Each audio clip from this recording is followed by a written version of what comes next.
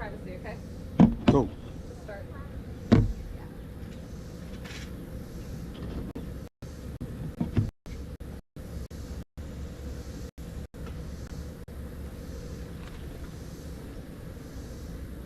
Oh, and we're gonna stream you on the inside. Oh, what? Ready? Yeah, it says I'm live right now, so Cool. I guess we're going. Hey, good morning, everybody. We're out here by the beautiful Lake Tawakoni this morning. And we're gonna do some dough prep and a little bit of veggie prep, and I'm gonna cut a sausage. This is more like a test than anything else, just to see how it works. We're out here on the road. We're trying to make pizza in the wilderness tonight. So yeah, so we're gonna go ahead and just get started with the dough, and I'll kind of walk through it.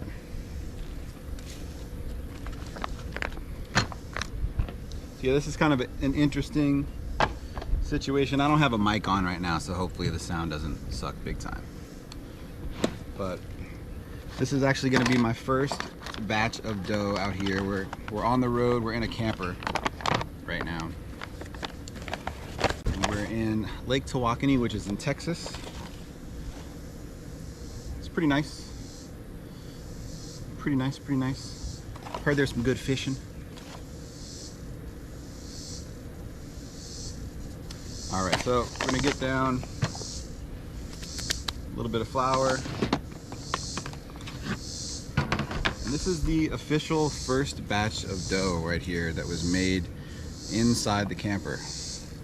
It looks pretty good. It got left out about 30 minutes more. We actually went swimming. We went to a swimming pool, and the dough got kind of left on the table. You know, I knew it was there, but I figured it wouldn't matter that much.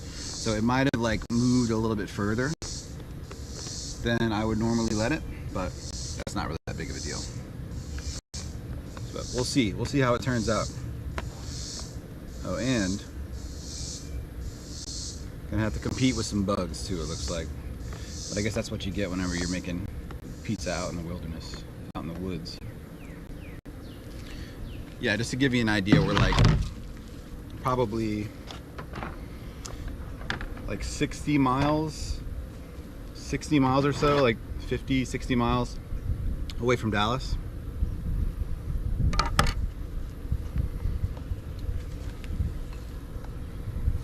Which is about, about an hour trip.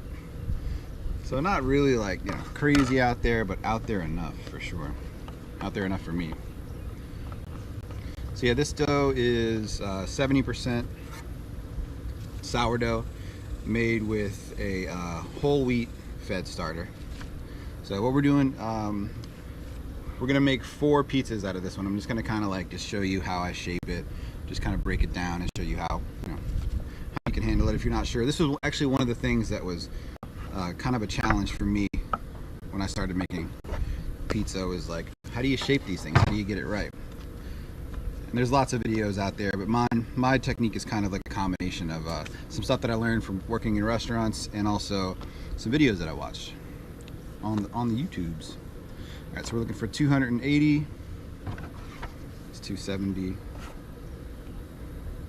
Okay, 280. And this one I'm going to kind of just show you how I do. This is the style that I do basically every time. So you see we got these big bubbles here. I'm going to try to pop some of those as I shape this. So fold it over once.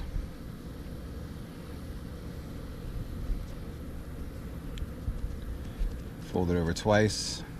And this is the same technique that I showed in my, oh look, we got a bug. That's fun. This is the same technique that I showed in my dough video that's on my channel. It's a step-by-step video that shows you exactly how I make this beautiful dough right here. You can see I folded it once, twice, and then 3 times.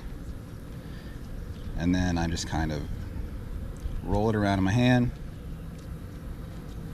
crimping the bottom, Looking good. squeezing the bottom.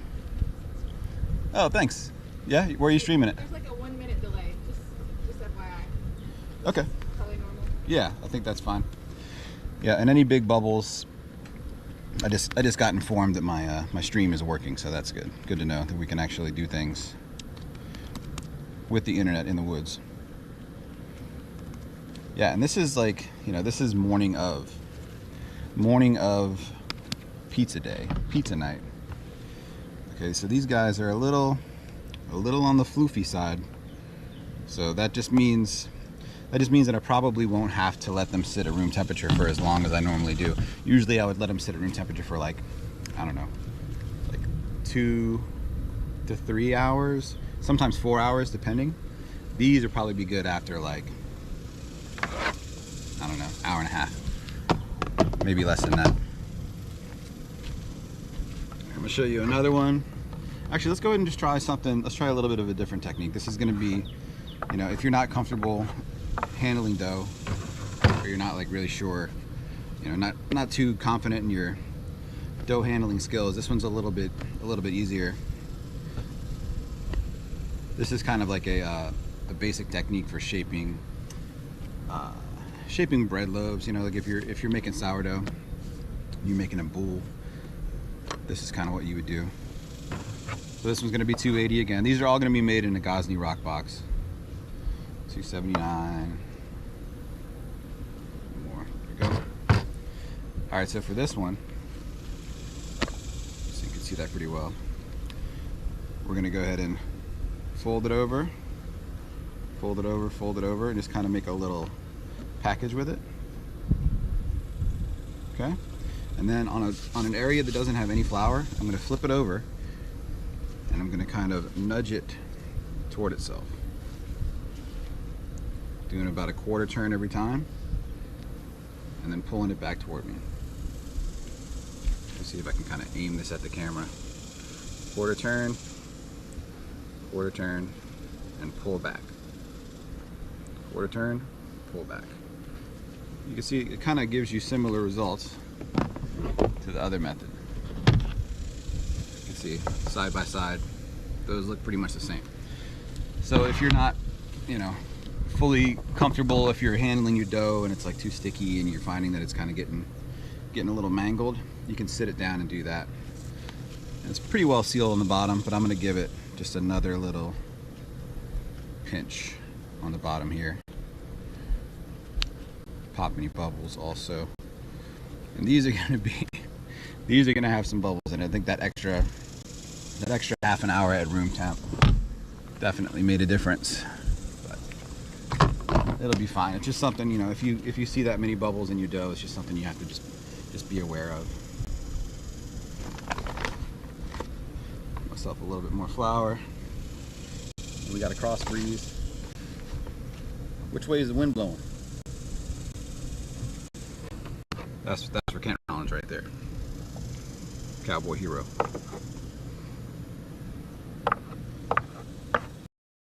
And oh yeah, I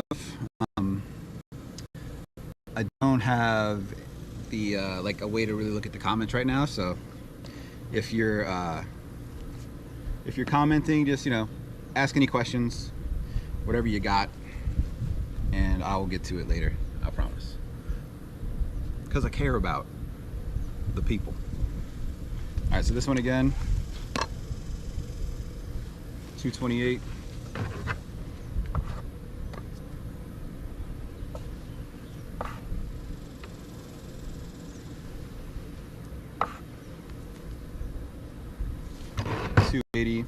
Yeah, normally, I don't know if I did this kind of out of order, but normally I would actually go through and kind of portion and weigh them all before I'd start to shape them.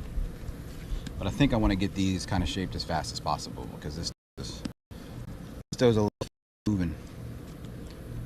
It's had a lot of opportunities to start fermenting really quickly. So we're gonna get this shaped, and I'm gonna throw it back in the fridge to kind of get it chilling again for a couple hours before I take it out. I think we're gonna start pizza night, kind of begin cooking at around like 4 o'clock, a little earlier, you know, just to make sure that I don't run into any nighttime critters that might want to slice a pizza. So just kind of showing you, same technique, pinching, twisting, pinching, twisting. You can see it's nice and on the bottom, around on the top. Look at that, look at all those bubbles in there. Like that's That's a lot of fermentation right there. That is a recipe for a hole in your pizza. So we'll see how those go. We'll just have to be extra careful.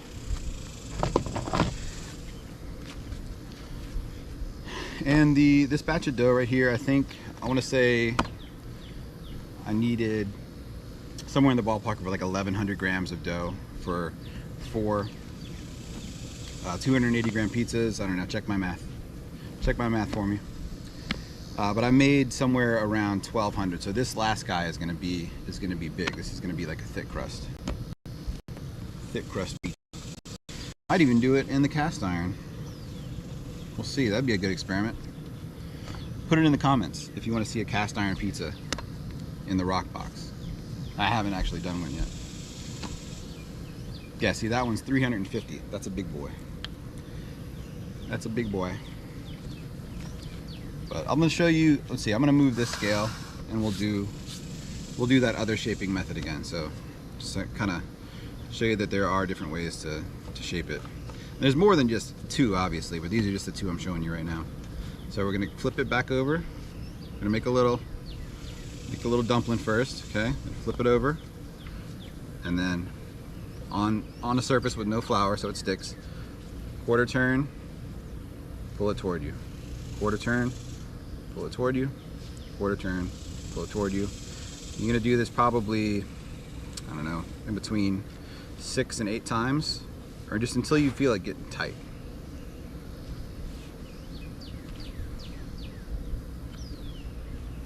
Okay, and that looks pretty good. Flip it over in my hand, and I'm gonna do the same thing. I'm just gonna kind of bunch it up on the bottom there.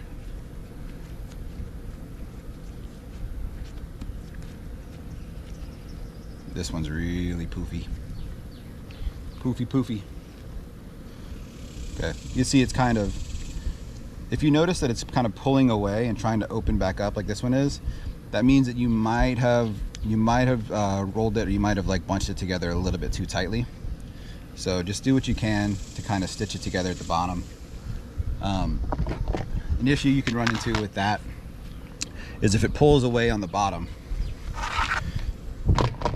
If it kind of like is pulling away from itself on the bottom, it's opening itself up, and that can make a thin spot in the middle of your dough, which can make, it could cause some issues.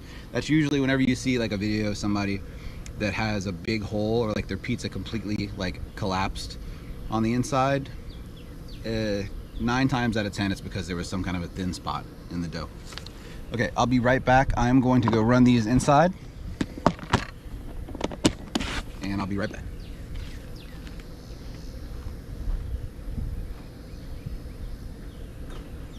Bye-bye. Can you throw this in the fridge for me?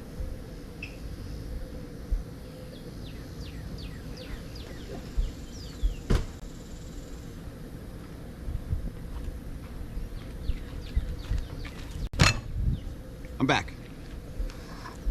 Did you miss me?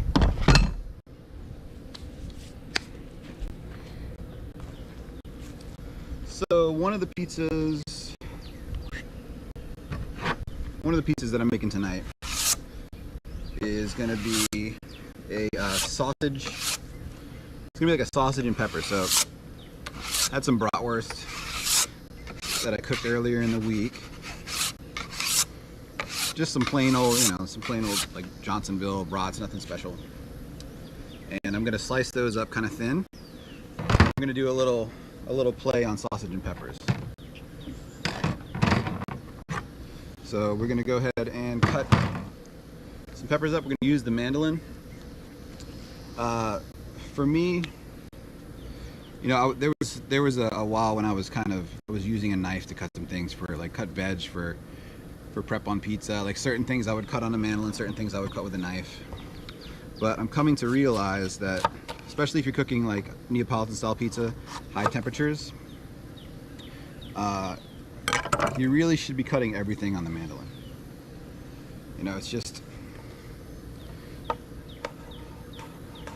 It's too tricky as I cut things with a knife right here. I'll probably use these for something else. But to get that consistency and like the size of the toppings that you actually want, it's good to make sure that you cut it on a mandolin. These will be used for, I don't even know what. Maybe I'll throw them in a pasta or something like that later on. It's been another one of the challenges since we've been out here, is kind of deciding, you know, what you're going to cook for dinner. How are you going to cook it? Does it make a whole lot of sense to use your oven, especially right now? It's the summer right now. The weather's a little on the warm side, so you don't want to use your oven inside the camper. Heat the whole thing up. But it's actually been cool for the past few days, so it's been nice.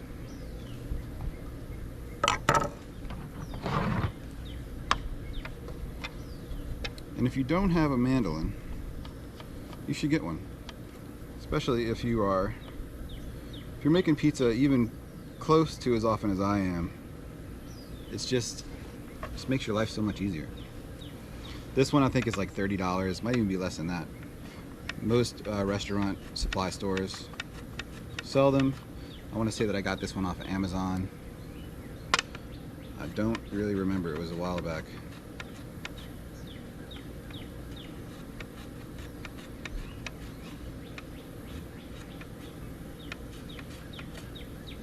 And you want to be careful when you're using a mandolin. It comes with a guard, so if you use the guard, you know, that's fine for bigger vegetables. But what do you do when you're cutting small stuff like this, right?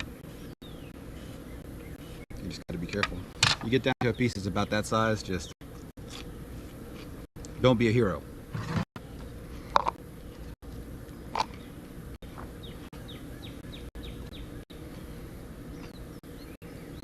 So I think for the menu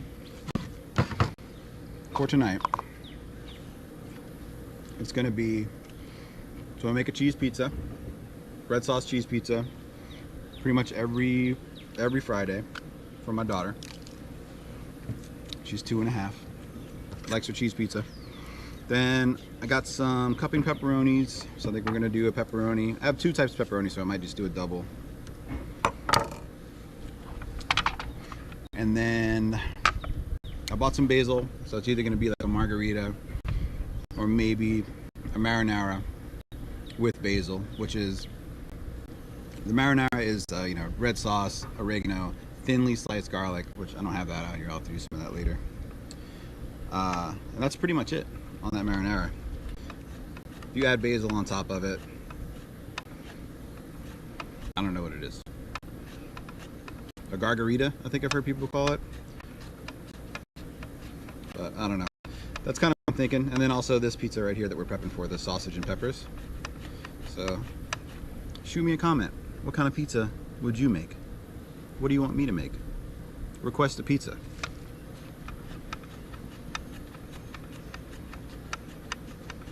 Yeah, and also let me know. Let me know if you want to see a live stream of pizza night. If you would watch that. You know, I've been making these shorts, and it's real fun. You know, trying to squeeze an entire pizza that takes, I don't know, it takes like, depending on the pizza, it could take like 10 minutes. Some of them take 15. I don't know, less than that. Some of them take 5 minutes. But trying to squeeze all that prep and all that, you know, putting it together into a 1-minute video is actually, it's fun, it's challenging.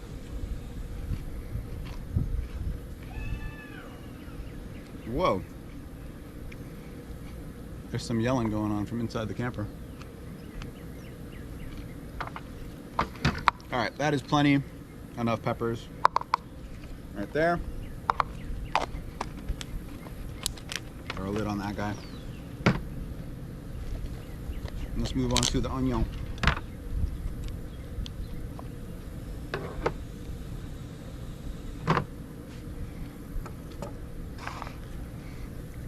Oh, and you definitely, with the onion, a couple different ways that you can go about cutting your onion for your pizza.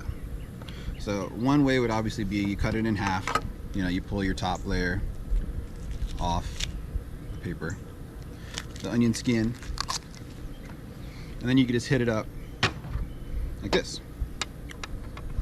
You know, and you have these nice looking onion slices. Beautiful, right?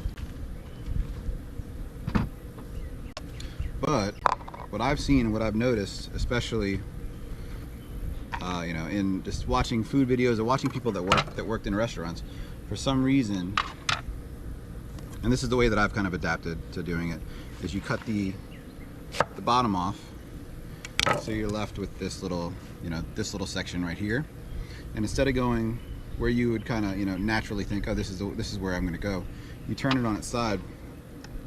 You can open them in a little bit wider for these. Turn it on its side, and you get these nice petals. That's a little thick, but you get a little bit of a better shape going that way. And yeah, if somebody knows the science, like, is that a better way? Is that a better way to cut your onion? Is there any benefit to it other than the way that it looks, or maybe even like looking like you know what you're doing? Where's Kenji when you need him? Give me the science behind the onion. Yeah, and another thing, a great thing about the mandolin is like, and it's like I'm selling mandolins. Mandolin salesman. Is, all right, so I do know this. So if you use a dull knife to cut your onion, it's going to break the little cell structure. It's going to break it down faster. It's going to break it down more. And it's going to release more of the chemical that actually makes you kind of tear up. And like, I'm right over this thing right now, and there's no tears. So the mandolin helps with that. So if you're not like sharpening your knives, or you're not a knife person where you're like paying attention to how sharp your knives are, if you're just like in your kitchen just ripping through stuff with like a dull knife, which a lot of people do, spend the $25, $30, whatever it is, get you one of these guys, and then you don't have to worry about it because you're not using that thing every day. And it stays really sharp. And you can sharpen those too. It's pretty easy. The blade comes off, you just give it a few passes on a stone. Oh, and don't use